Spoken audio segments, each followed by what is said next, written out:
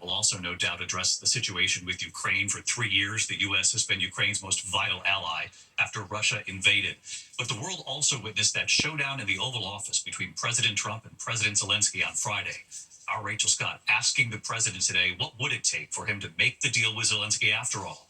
As the Kremlin tonight now says President Trump's vision largely aligns with theirs. Tonight at the White House, I pressed President Trump on what it would take to restart peace talks with Ukraine after that showdown in the Oval Office. Trump and Vice President J.D. Vance berating Ukrainian President Zelensky. Mr. President, what do you need to see from President Zelensky to restart these negotiations? Well, I just think he should be more appreciative because this country has stuck with them through thick and thin. Their blow-up shocking the world on a day when Ukraine was supposed to be signing a mineral agreement with the U.S. that would have brought them one step closer to peace. Instead, a shouting match. Your country is in big trouble. I know. You're not winning. You're not winning this. You have a damn good chance of coming out okay because of us. Mr. President, we are staying in our country, staying strong from the very beginning of the war. We've been alone, and we are thankful. And an ultimatum. You're either going to make a deal or we're out. And if we're out, you'll fight it out. I don't think it's going to be pretty, but you'll fight it out. But you don't have the cards. Trump kicking Zelensky out of the White House, but Europe later embracing him. Over the weekend, allies calling him to an emergency meeting. King Charles extending a rare invitation. Tonight, Zelensky addressing Ukraine saying, we need peace, real fair peace, not endless war, and we need security guarantees. Earlier noting an agreement to end the war is still very, very far away. He said he thinks the war's going to go on for a long time, and he better not be right about that. That's all I'm saying. The rift between Trump and Zelensky, music to the ears of Vladimir Putin. The Kremlin today saying Trump's foreign policy is, quote, largely in line with our vision. I asked Trump about that, and he turned it into a warning to Zelensky. Russia says that your administration's foreign policy is, quote, largely in line with their vision.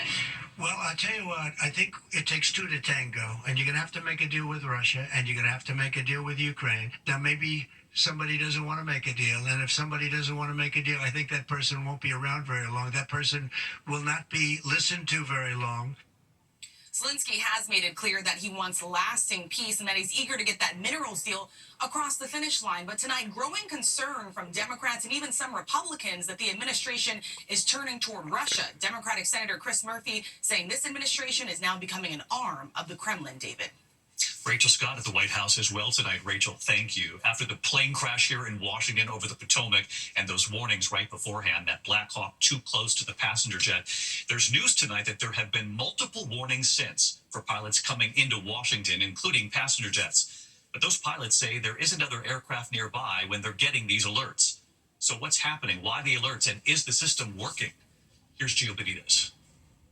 Just weeks after that deadly mid-air crash over the Potomac River, moments after a Black Hawk helicopter was warned it was too close to a passenger jet, now comes word that multiple pilots received collision alerts on final approach to Reagan National Airport.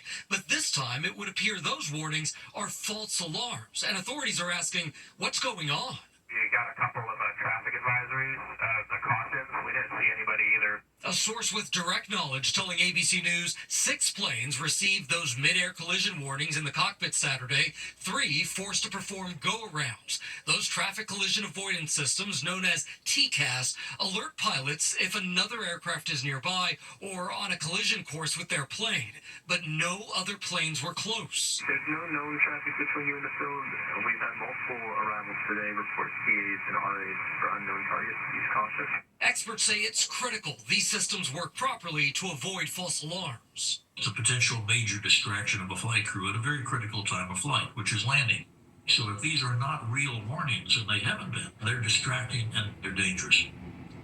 And David, it is critical that pilots aren't distracted, that they're focused on that runway, so the FAA will investigate. David. Gio Benitez back on this for us. Gio, thank you. Overseas tonight, the dramatic and deadly scene unfolding in Mannheim, Germany. A driver plowing into pedestrians at a carnival. Authorities say at least 2 people were killed, dozens injured. Children were among the victims. The driver is now in custody tonight.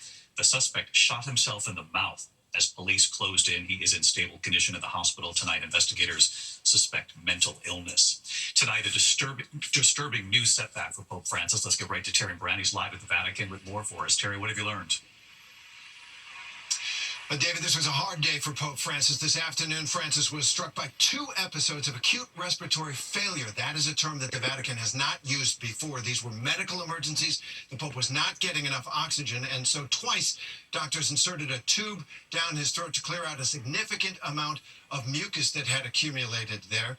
They then put him back on ventilation, a high-pressure oxygen mask, and now they say that his prognosis remains guarded. The Vatican says the Pope was conscious throughout, but doctors say that given his age, he's 88 years old, and his underlying conditions, there will be good days and bad days, and this, David, was a hard day.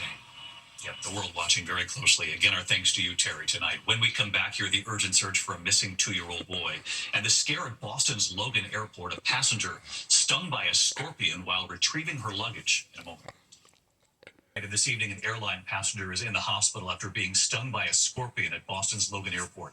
Authorities say she was returning from Mexico. She was stung on the finger while retrieving her luggage from baggage claim.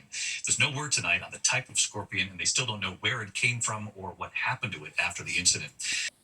Finally tonight here, the Oscars making history here on ABC.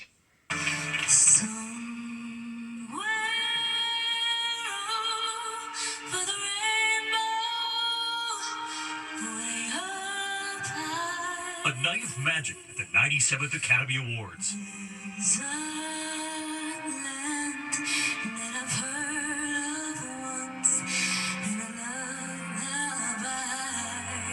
Wicked stars Ariana Grande and Cynthia Erivo opening the show in a tribute to the world of Oz. Their show-stopping duet, Defying Gravity.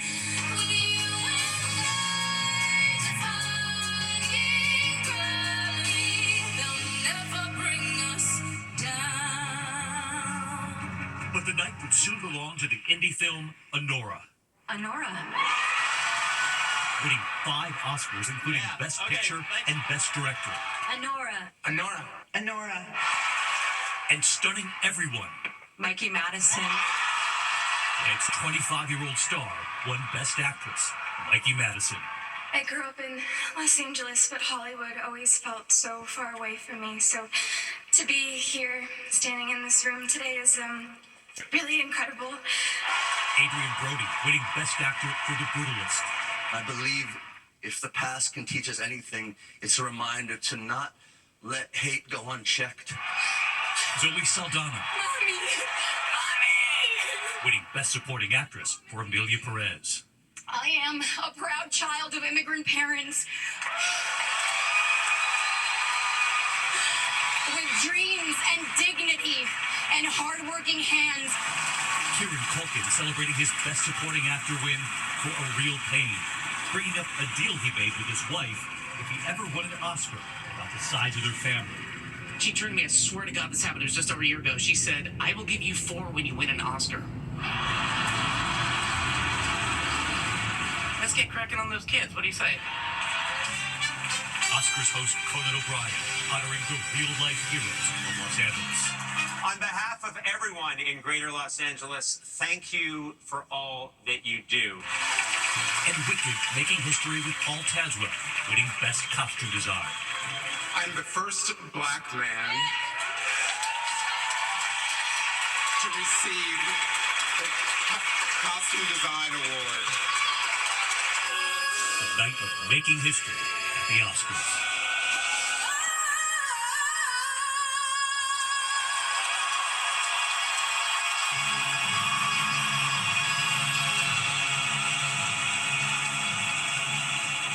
That was incredible. The magic of the Oscars. And I loved all the presenters, too. Mick Jagger, Billy Crystal, Meg Ryan, Morgan Freeman. There were so many surprises. I'm David Muir. I'll see you tomorrow night. Good night.